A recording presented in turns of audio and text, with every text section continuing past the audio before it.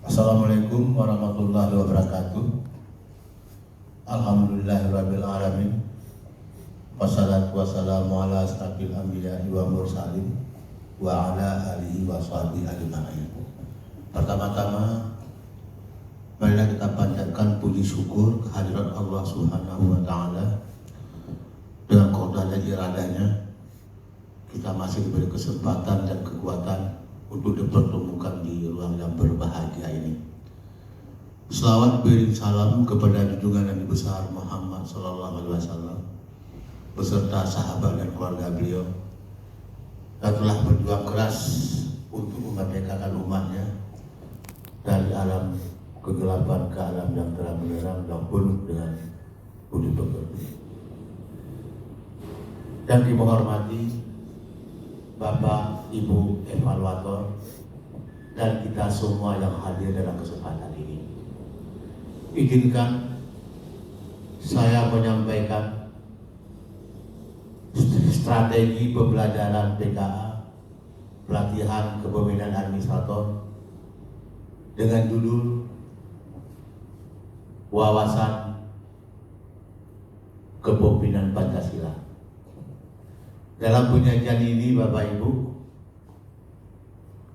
saya sebagai fasilitator melaksanakan beberapa strategi. Strategi penyajian yang dituangkan dalam 3 tahap, yaitu yang pertama tahap pendahuluan, yang kedua tahap penyampaian materi, yang ketiga tahap penutupan. Pada tahapan pendahuluan, sebagai fasilitator, saya menerapkan dan memulai dengan pembukaan. Sebagai fasilitator, sebelum dimulainya pembelajaran, tentunya diawali dengan kata-kata salam.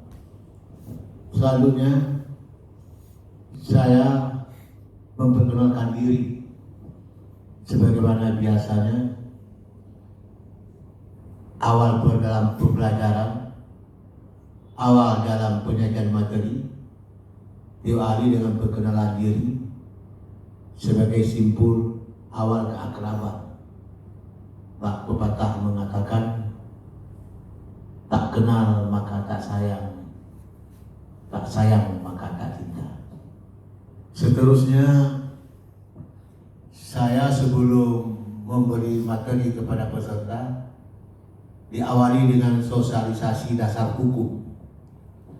Sebelum masuk pada penyajian tindakan awal, saya mensosialisasikan penguatan pelatihan tentang dasar hukum pelaksanaan diklat PKA. Adapun dasar hukum pelaksanaan diklat PKA ini, yang pertama sekali adalah Undang-Undang Nomor 5 Tahun 2014. Kemudian didukung oleh PP nomor 11 tahun 2017 dan lahir kemarin PP yang beberapa bulan ke belakang, PP nomor 17 tahun 2020 tentang PNS juga. Kemudian diperkuat dengan Peraturan Lembaga Administrasi Negara nomor 7 tahun 2020 perubahan dari Perlan nomor 16 tahun 2019. Beranjak dari sosialisasi dasar hukum di atas, saya memaparkan kompetensi yang dibangun dalam pembelajaran ini dan menyampaikan tujuan dari pembelajaran ini serta menyampaikan indikator keberhasilan apa saja yang didapatkan dalam materi tersebut. Pada strategi kedua, yaitu saya menyampaikan materi, saya menggunakan beberapa metode pembelajaran sebagai berikut. Yang pertama sekali, metode e-learning. Metode e-learning ini adalah pembelajaran dalam bentuk teknologi informasi yang berupa website yang dapat diakses di mana saja. Berdekatan dengan pandemi COVID-19, pemerintah belum mengizinkan melaksanakan diklat secara klasikal. Maka daripada itu keluarlah suatu kebijakan atau diskresi melaksanakan diklat ini dengan e-learning atau virtual atau nama lain yang serupa. Seterusnya saya juga menerapkan metode ceramah. Metode ceramah ini saya sebagai fasilitator menyampaikan materi sesuai dengan modul bahan ajar untuk menghindari kejenuhan daripada metode ceramah ini dipadukan dengan metode-metode lainnya yang akan disesuaikan nantinya dengan kondisi situasi dalam pembelajaran. Seterusnya saya juga menerapkan metode brainstorming. Bapak Ibu sekalian, metode brainstorming ini adalah di mana fasilitator menyampaikan materi untuk menemukan solusi terhadap masalah materi yang diberikan, tentu dengan mengumpulkan ide-ide secara spontanitas. Seterusnya saya juga meletakkan metode kisah kontemplasi.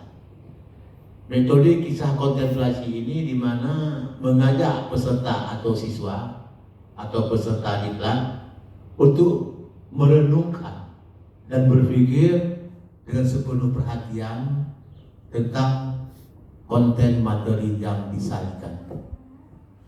Bapak Ibu sekalian, Bapak evaluator yang kami hormati, saya juga menerapkan metode diskusi. Metode diskusi ini di mana seorang fasilitator memfasilitasi interaksi komunikasi secara vertikal maupun horizontal untuk memecahkan suatu masalah dalam materi yang sudah disajikan. Di samping itu juga saya menerapkan metode tanya jawab. Metode tanya jawab ini di mana seorang fasilitator memberikan pertanyaan kepada peserta dan pesertanya menjawab, atau sebaliknya siswa bertanya atau peserta bertanya pada fasilitator, fasilitator akan menjawab pertanyaan peserta diklat. Di dalam pembelajaran ini Bapak Ibu sekalian, saya juga menampilkan metode menonton film pendek. Menonton film pendek ini untuk melengkapi metode lainnya. Penggalan berupa film pendek dan video yang paling simpel dan paling komplit akan digunakan untuk kesempurnaan pembelajaran ini. Di samping itu juga saya menerapkan metode demonstrasi.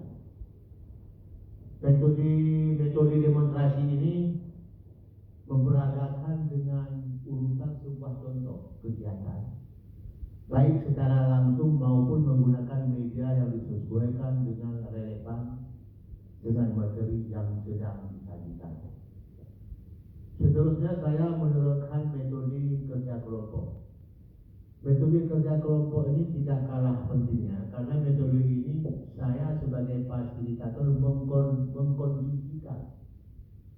mengkondisikan peserta dalam suatu grup atau kelompok sebagai satu kesatuan seraya memberikan tugas untuk dibahas dalam kelompok tersebut.